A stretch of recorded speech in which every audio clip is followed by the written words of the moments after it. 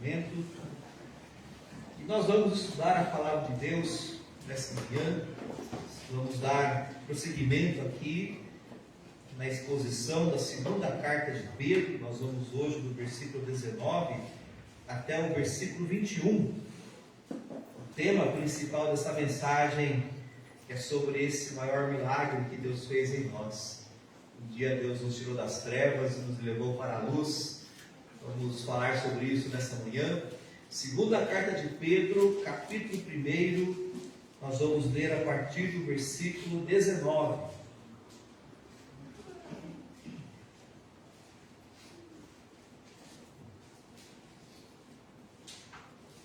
Assim, temos ainda mais segura a palavra profética, e vocês fazem bem em dar atenção a ela, como uma luz que brilha em lugar escuro, até que o dia clareie e a estrela da alva nasça no coração de vocês.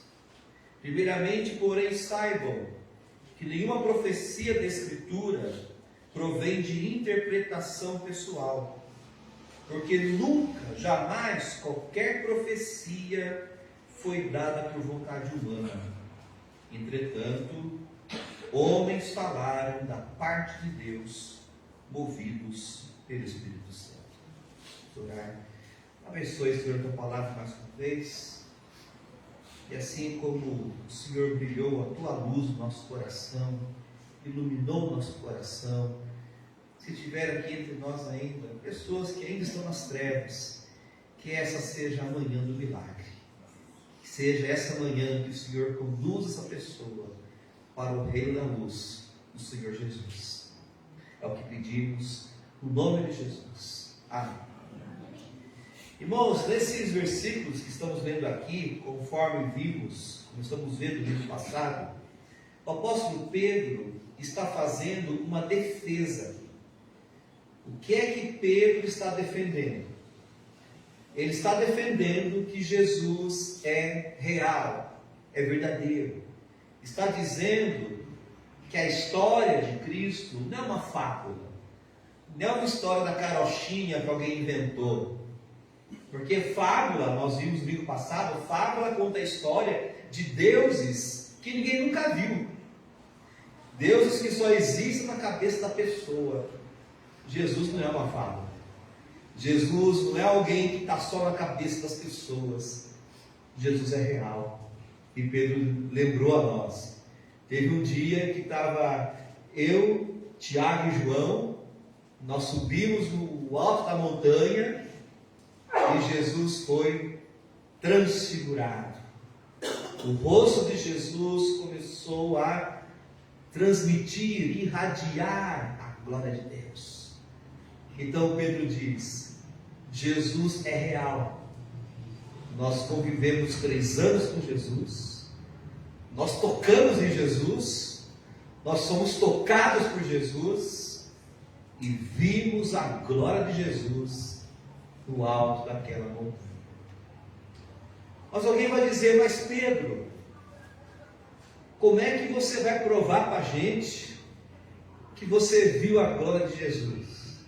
Porque experiência não tem como se provar.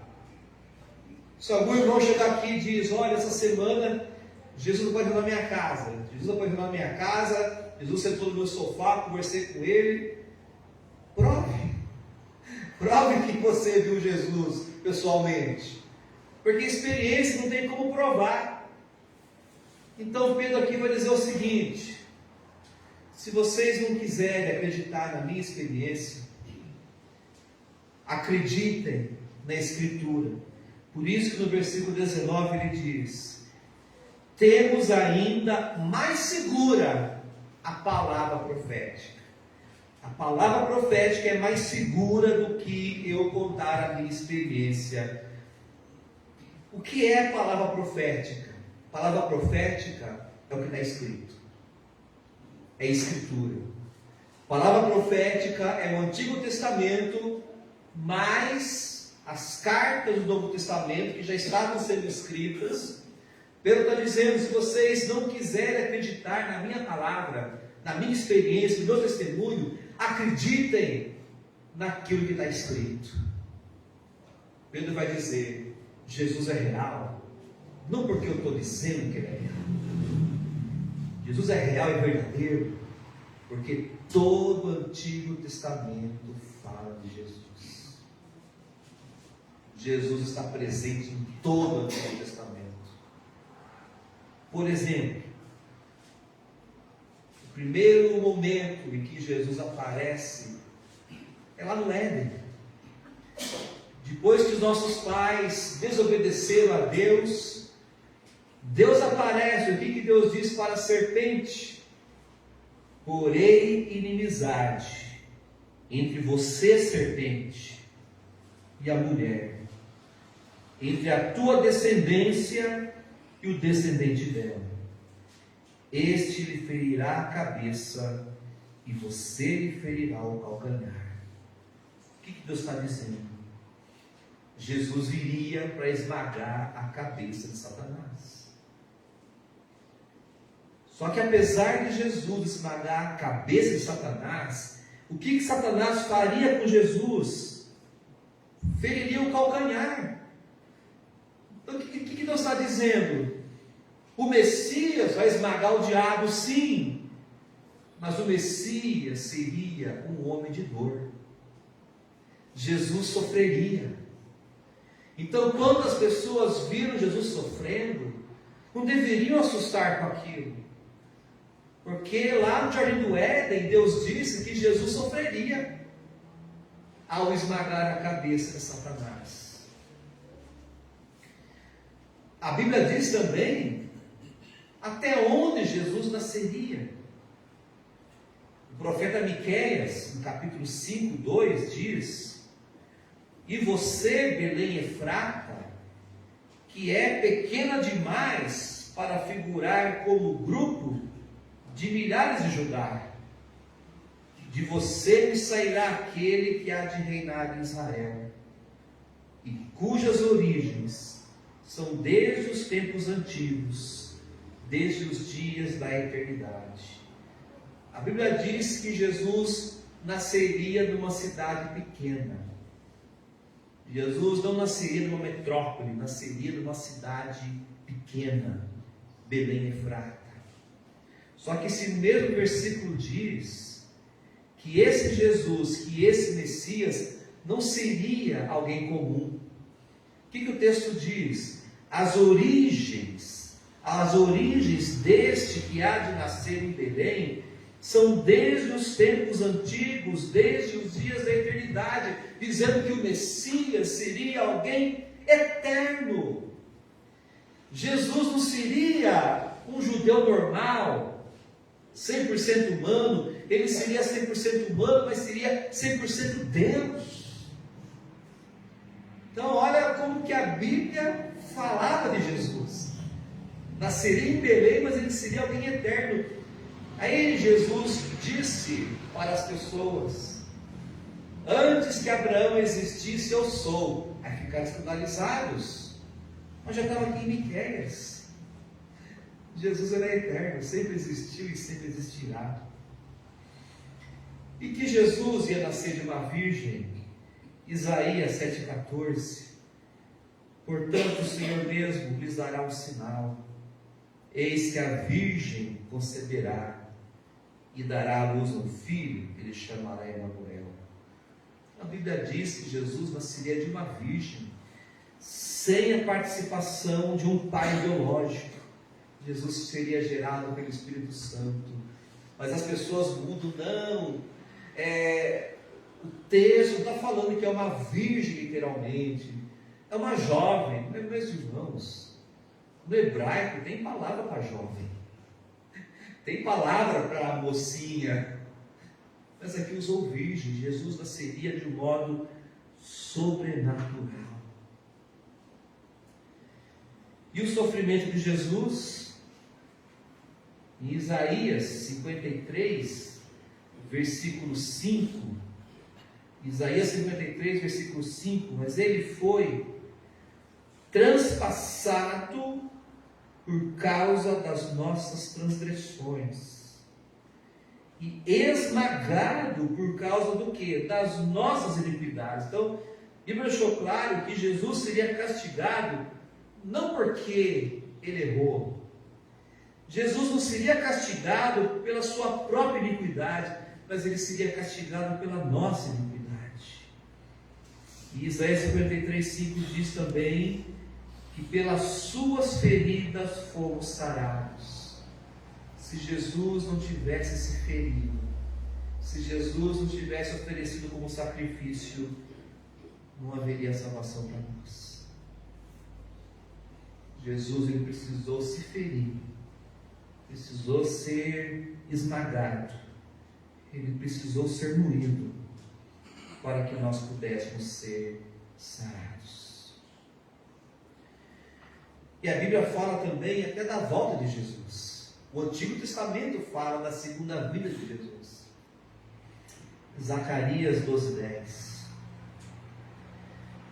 E sobre a casa de Davi e sobre os moradores de Jerusalém derramarei o Espírito da graça e de súplicas. Olharão para aquele a quem transpassaram, prantearão por ele como quem pranteia por um filho único, e chorarão por ele como se chora amargamente pelo primogênito. Zacarias já está profetizando o que vai acontecer quando Jesus voltar. Porque Deus prometeu que Israel não vai ficar com o coração endurecido para sempre. A Bíblia diz que quando Jesus voltar, o coração dos judeus serão quebrantados. E a volta de Jesus será o momento em que muitos judeus se converterão. Muitos judeus vão olhar para Jesus: olha, por acaso esse Jesus não é aquele que foi transpassado da cruz? Por acaso esse Jesus não foi aquele que nós rejeitamos, odiamos? E quando eles virem Jesus descer na sua glória, Zacarias diz: eles vão prantear. O dia da volta de Jesus será um dia de muito choro em Israel. Os judeus vão chorar, vão lamentar e vão se converter. É por isso que nós não podemos desprezar Israel. Não podemos odiar Israel. Não podemos odiar os judeus. Porque Deus ama esse povo. Deus vai alcançar esse povo, nem que seja nesse dia da volta de Jesus. Irmãos, todo o Antigo Testamento fala de Jesus, em detalhes. É por isso que Jesus, ele disse o seguinte para aquelas pessoas que não reconheceram. Jesus disse: vocês examinam as Escrituras, porque julgam ter nelas a vida eterna, e são elas mesmas que testificam de mim. Jesus está dizendo: vocês estudam tanto o Antigo Testamento, mas é justamente o Antigo Testamento que fala de mim. Aí nós temos que concordar com as palavras de Agostinho de Hipona, ou Santo Agostinho, como alguns preferem. Agostinho dizia o seguinte: o Novo Testamento está escondido no Antigo Testamento. Todo o Novo Testamento está escondidinho lá, em Gênesis, nos Salmos, Profetas, está lá o Novo Testamento. Então, quando você lê o Antigo Testamento, o Novo Testamento está lá. E quando você lê o Novo Testamento, você vê a revelação do Antigo Testamento. Novo Testamento e Antigo Testamento estão juntos. Não tem como desprezar um ou outro. Se você quer conhecer a palavra de Deus, você tem que ler os dois testamentos.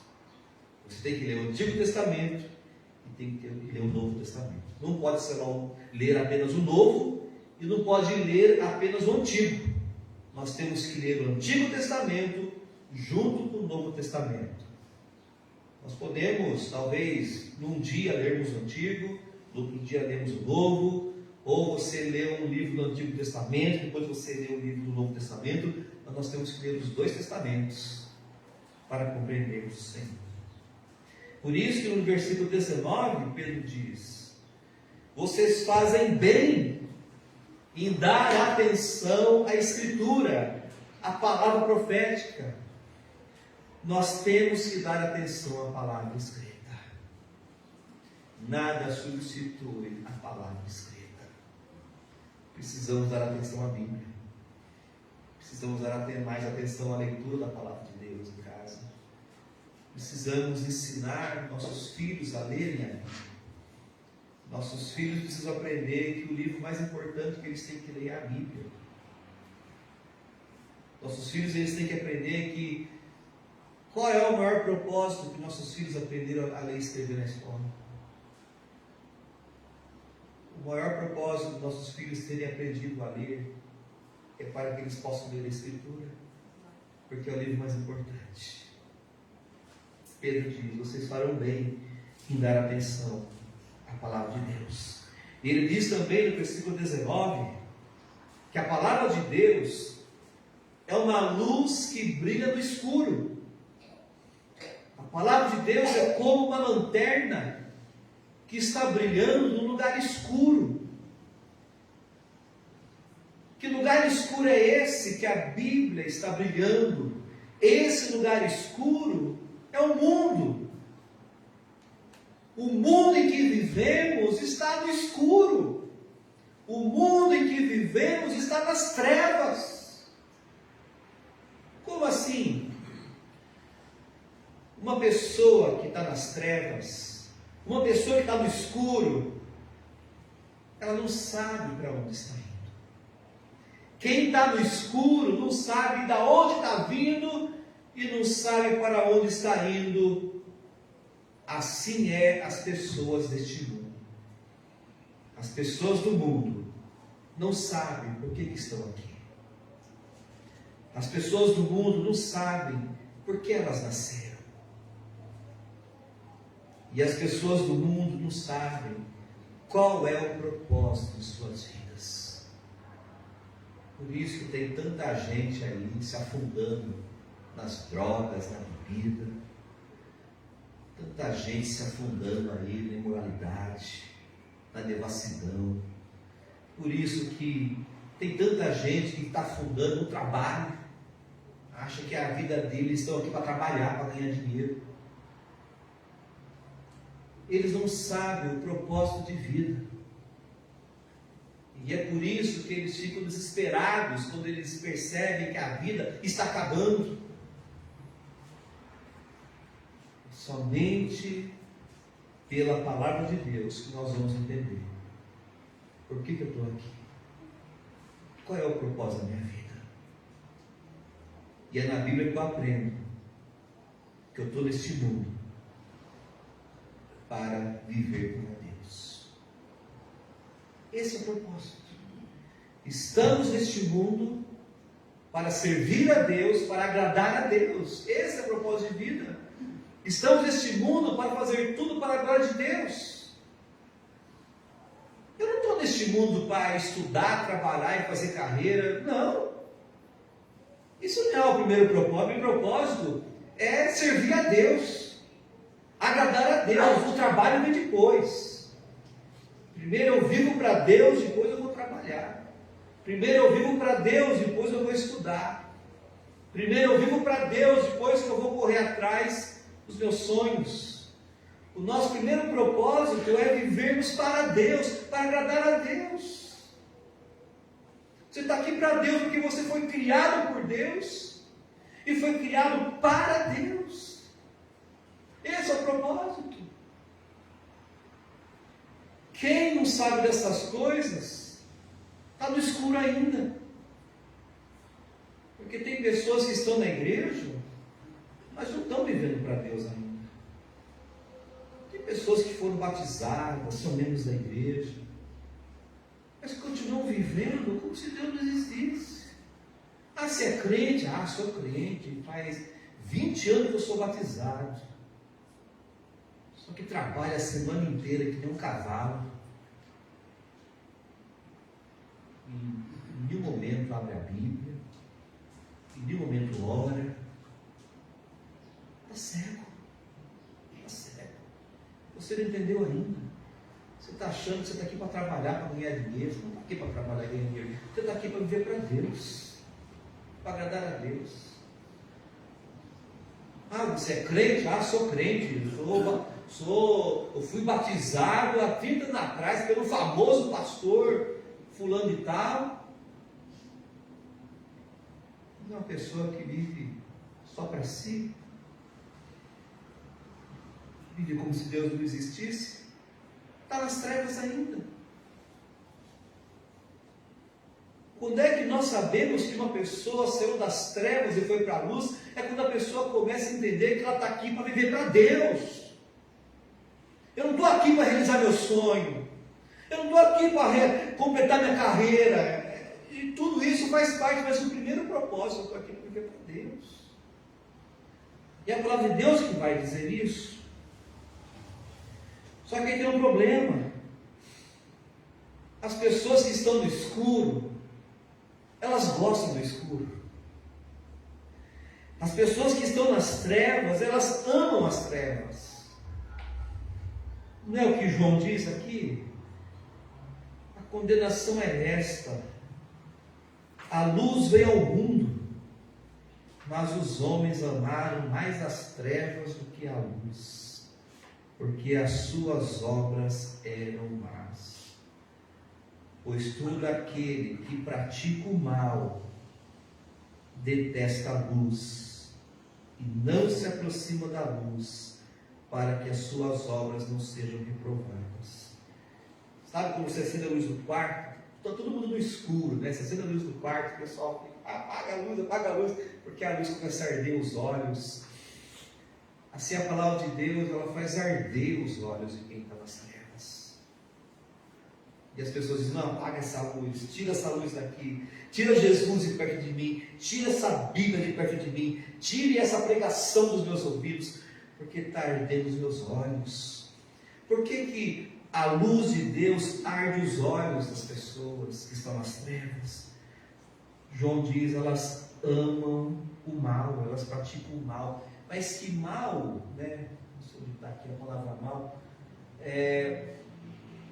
Suas obras eram más. Aquele que pratica o mal. Que mal é esse que as pessoas amam? É o mal de viver para si.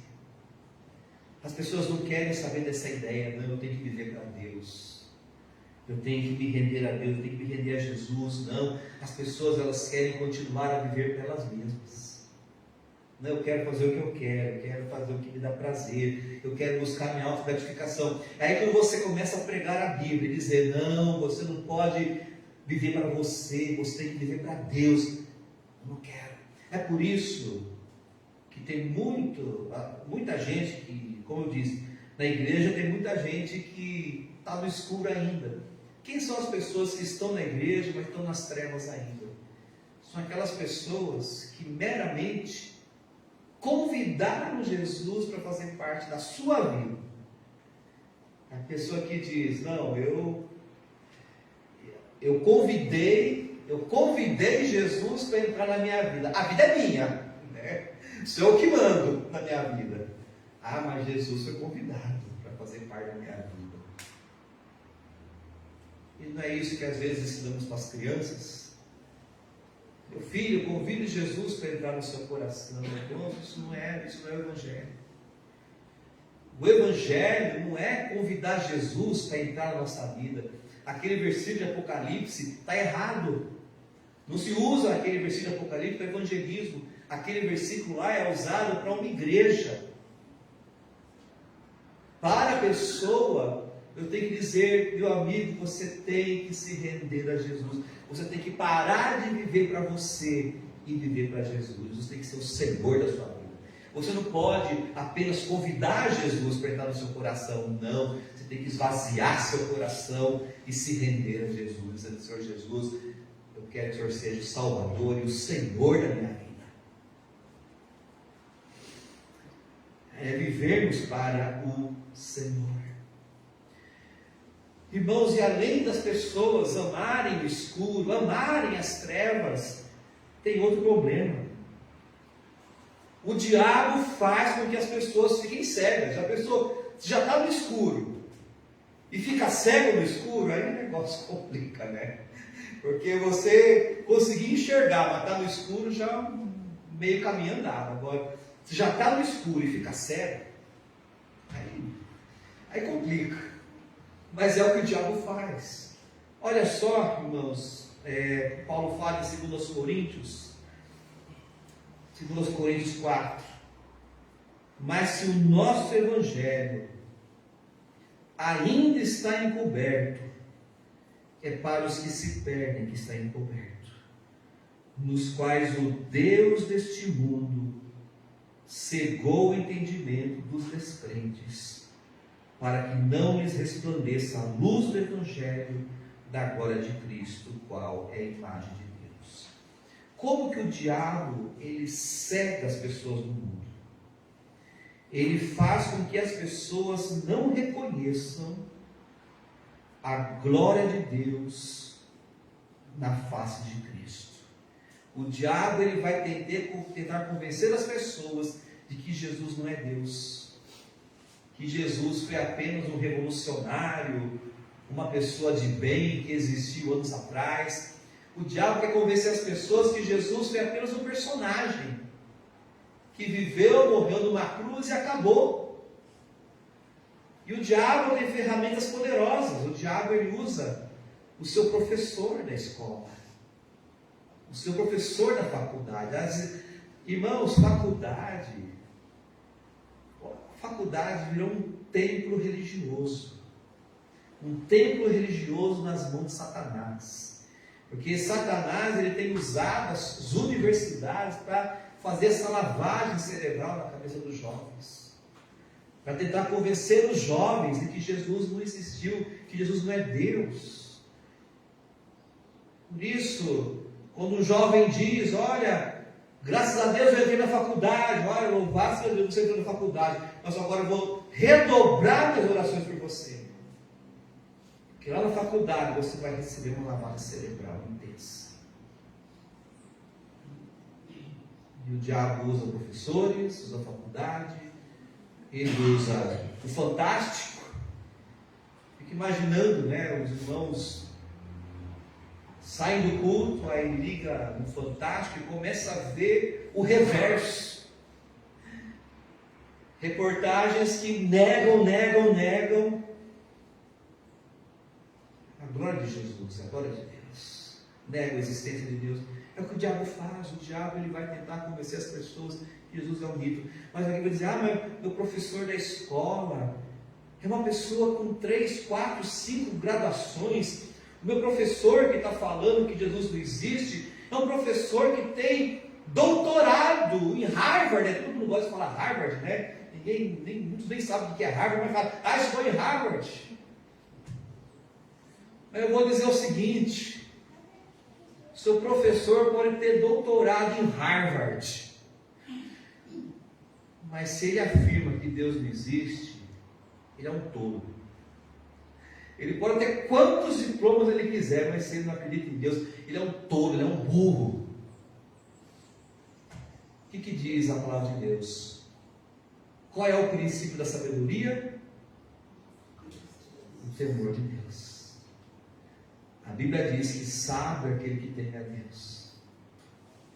Agora, quando a pessoa fala que Deus não existe, pode ter trocentas faculdades, continua sendo um burro, continua sendo um tolo. Mas é o que o diabo faz. Além da pessoa amar as trevas, o diabo ainda cega a pessoa, dizendo que Jesus não é Deus. Mas aí, meus irmãos, continuando aqui, no versículo 5, Paulo diz: porque não pregamos a nós mesmos. Isso é importante, porque tem tanto pregador hoje pregando ele mesmo, né? Mas Paulo diz: nós não pregamos a nós mesmos, mas a Jesus Cristo como Senhor, e a nós mesmos como servos de vocês por causa de Jesus. E Paulo diz: eu vou continuar pregando que Jesus é o Senhor, e eu sou um servo de Jesus, eu sou um servo de vocês por causa de Jesus. Agora o versículo 6 diz: por que nós convertemos? Um dia eu e você, a gente estava nas trevas. A gente estava amando as trevas e estávamos cegados. Por que nós nos convertemos? Porque versículo 6 diz: porque Deus que disse, das trevas resplandeça a luz, Ele mesmo resplandeceu em nosso coração, para a iluminação do conhecimento da glória de Deus na face de Jesus Cristo. Por que nós nos convertemos? Porque o mesmo Deus que um dia criou uma luz natural para iluminar o dia, esse mesmo Deus que criou o sol para iluminar o dia, um dia Deus chegou até o seu coração. E quando Deus olhou o seu coração, o que Deus viu no seu coração? Deus viu trevas. Você estava nas trevas, você amava as trevas, o seu coração estava cheio de trevas. Aí quando Deus olhou o seu coração, todo cheio de trevas, o que Deus disse? Haja luz. Deus chegou no seu coração e diga: haja luz. E o dia que Deus disse, haja luz no seu coração, Ele reverteu tudo aquilo que o diabo havia feito na sua cabeça. Aí você conseguiu enxergar que Jesus é Deus, que Jesus é o Senhor. Foi o dia da sua conversão. Você estava ouvindo o Evangelho, o pregador estava falando de Jesus para você. De repente, aquele Jesus que o pregador pregava se tornou maravilhoso para você. E você entregou sua vida a Jesus, se rendeu a Jesus. Foi o dia desse milagre. Deus criou no nosso coração uma luz sobrenatural. É só assim que alguém consegue sair das trevas e para a luz. Isso é triste, ninguém consegue sair das trevas sozinho. Não adianta chegar para o camarada, né, e falar: meu amigo, você tem que mudar de vida. Ele não consegue. Você chegar lá no drogado, no imoral, no ladrão: ô meu amigo, você tem que mudar de vida. Ele não consegue. A pessoa só muda de vida se Deus fizer esse milagre aqui. Se Deus iluminar o coração da pessoa, se Deus chegar no coração da pessoa e dizer: haja luz. Se Deus não disser haja luz no coração da pessoa, ela não vai se converter. Por isso que Colossenses 1, 13 e 14 diz: Ele, Deus, nos libertou do poder das trevas. E o que Ele fez? Nos transportou, ou seja, nós nem fomos andando, fomos transportados, né? É como se Deus tivesse colocado a gente, né, num veículo, né, e nos transportou para o reino do seu Filho amado. Imagina, você estava nas trevas, você estava amando as trevas, aí Deus te cata, coloca num veículo: ó, vamos para a luz agora. Foi o que Deus fez. Nos libertou do poder das trevas que nos amarravam, nos transportou para o reino do seu Filho amado, em quem temos a redenção, a remissão dos pecados. Nos lembra o que significa redenção, remissão de pecados? Ele significa cancelamento de dívidas. Nós lemos aquele versículo lá no Antigo Testamento, a cada 7 anos, né, as dívidas eram perdoadas. Então, quando Deus nos levou para a luz, toda a nossa dívida para com Deus foi cancelada.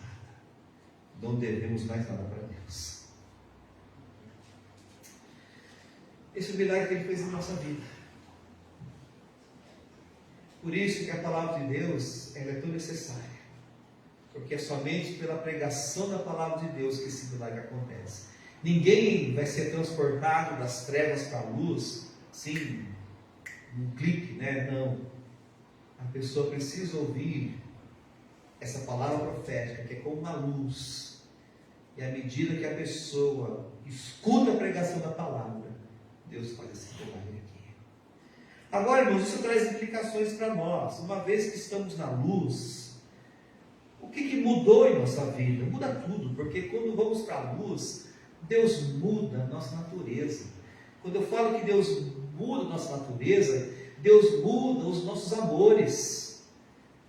E quem está nas trevas vai amar o que não presta, mas quando nós vamos para a luz, Deus muda os nossos amores, nós vamos começar a amar aquilo que a gente não amava.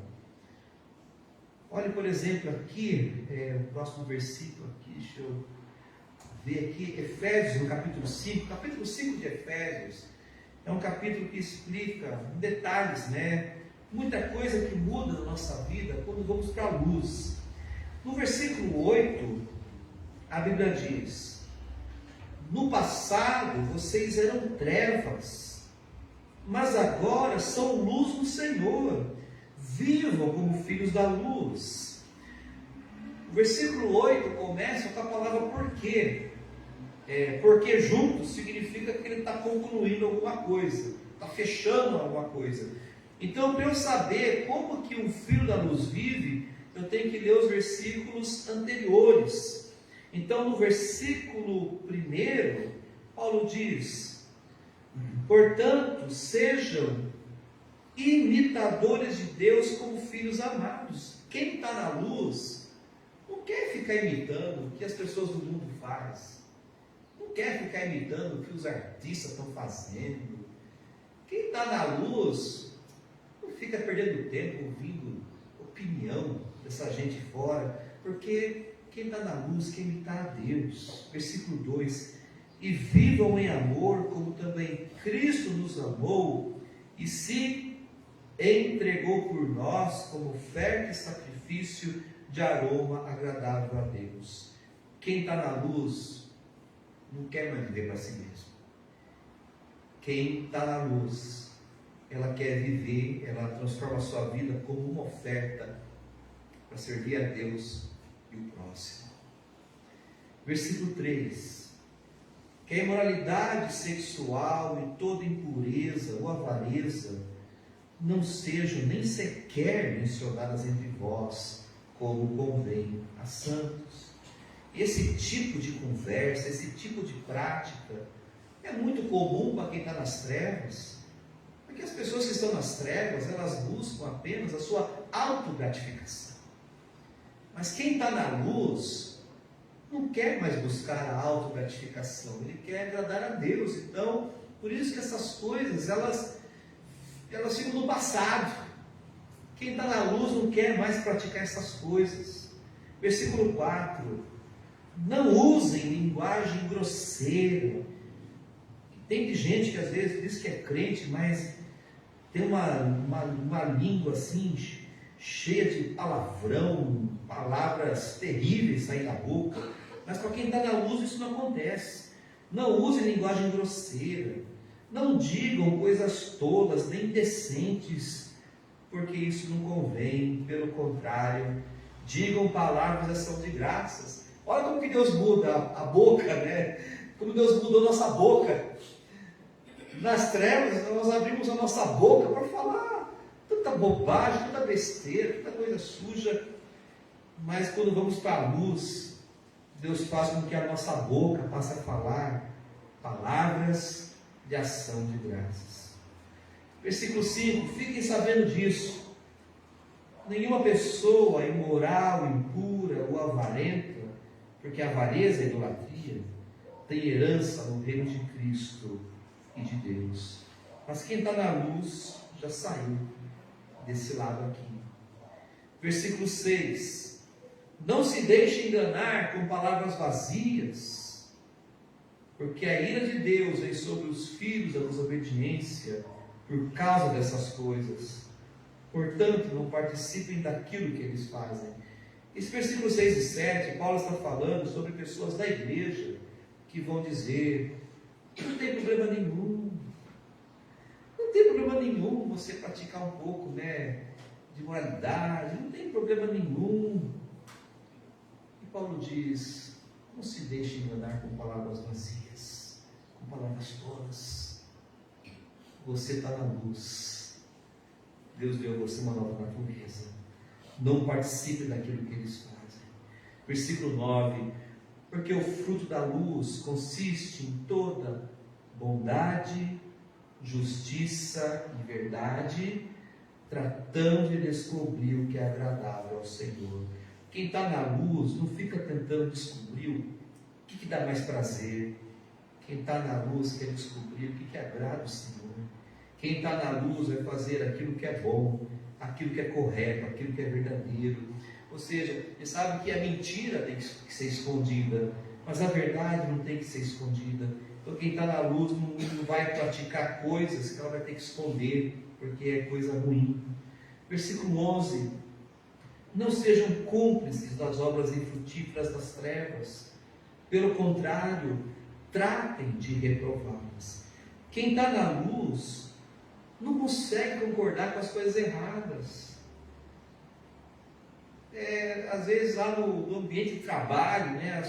Segunda-feira é o dia, né? O pessoal contar as aventuras do fim de semana, né? Quanto que eles beberam, com quantas pessoas eles ficaram.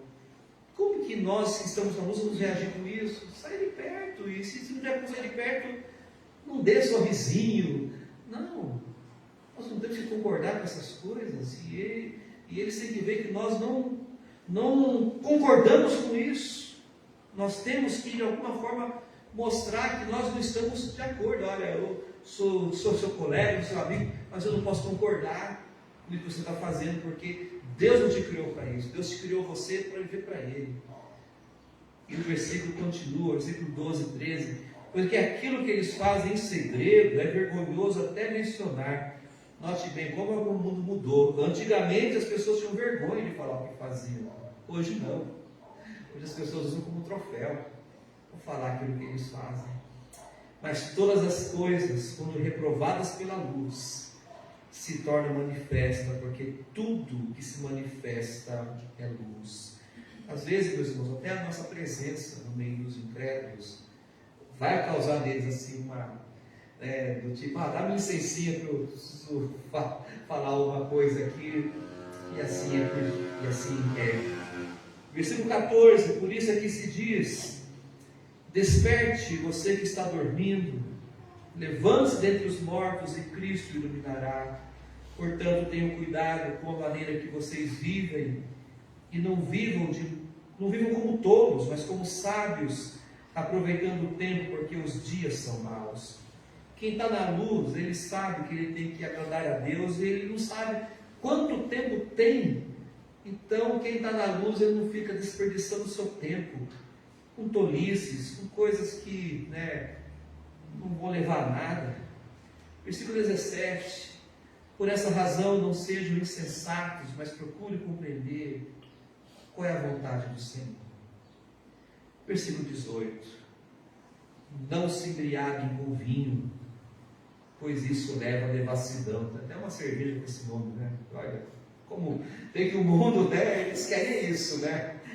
Não se embriaguem com vinho, porque isso leva à devassidão, mas deixe-se encher do Espírito. Olha a diferença. Enquanto o mundo, vai lá, eles pedem uma devassa porque eles querem praticar devassidão. Quem está na luz, não quero. Eu não quero devassidão.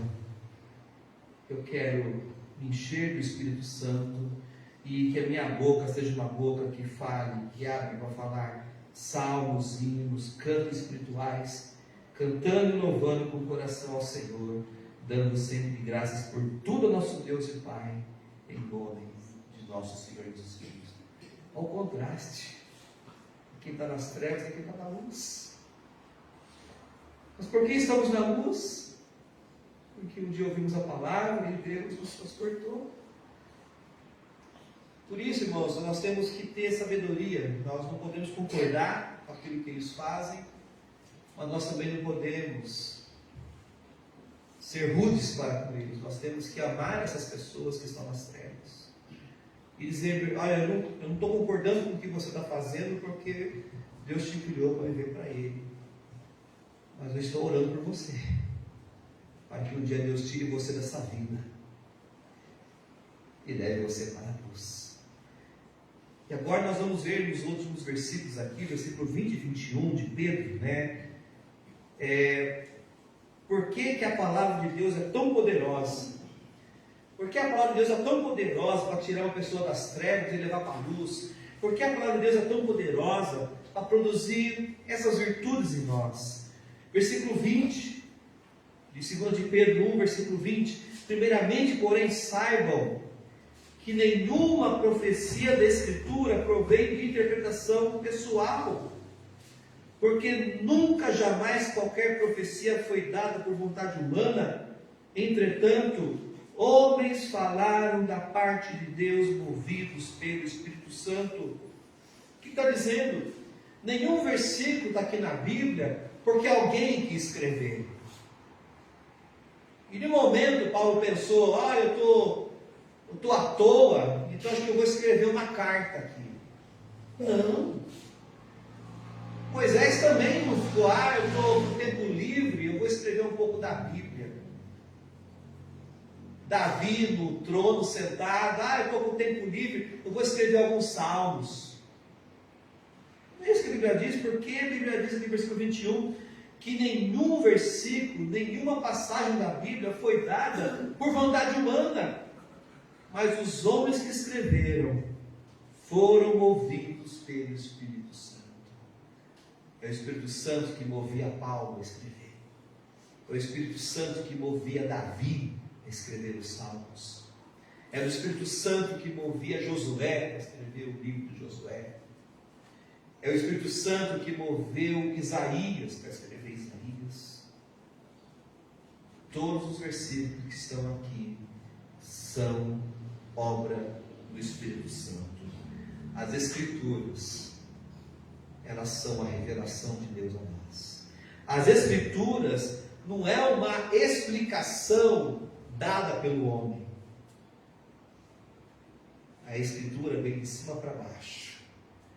A Escritura não é uma coisa que o homem escreveu para tentar explicar Deus. Não. A Escritura é Deus se revelando ao homem. Então, todos os versículos que você lê, então, quando você abre a sua Bíblia, qualquer versículo que você bater o olho, você tem que ter essa certeza. Esse versículo está aqui, porque o Espírito Santo conduziu o escritor a escrever. Por isso, a palavra profética é o que nós temos de segurança. Não fique se preocupando com revelação, com experiência dos outros, porque você não tem nem como provar que a pessoa teve aquilo. Mas a palavra de Deus não. A palavra de Deus ela é segura. A palavra de Deus ela é certa. Por isso que ela é poderosa para tirar as pessoas das trevas e levar para a luz, como ela fez conosco. Vamos orar. Obrigado, Senhor, por tua palavra. Obrigado, Pai, porque o Senhor nos deu ela. Tua palavra é essa luz que brilha no escuro, é a luz que um dia brilhou no nosso coração. E foi por meio dessa luz que o Senhor nos transportou das trevas para a luz. Nos ajude, Senhor, a vivermos cada dia mais como filhos da luz, como quem está na luz. E eu peço também agora, Senhor, por todas aquelas pessoas que nós tanto amamos, mas que ainda estão nas trevas. Pessoas que tanto amamos, mas ainda estão aqui no capítulo 5 de Efésios, que estão praticando aquilo que não convém. Ó Senhor, primeiramente nos ajude a amar essas pessoas, nos ajude a sermos fiéis a essas pessoas na questão de falar da Tua palavra. E ó Senhor, realize nessas pessoas o milagre que o Senhor realizou em nós. Ilumine a Tua luz no coração dessas pessoas. Brilhe a Tua luz, chegue no coração dessas pessoas e diga, Senhor, haja luz, para que elas saiam, sejam transportadas das trevas para a luz do Pai. Realize esse milagre. Tenha misericórdia, tenha compaixão. É o que nós pedimos. No nome de Jesus. Amém.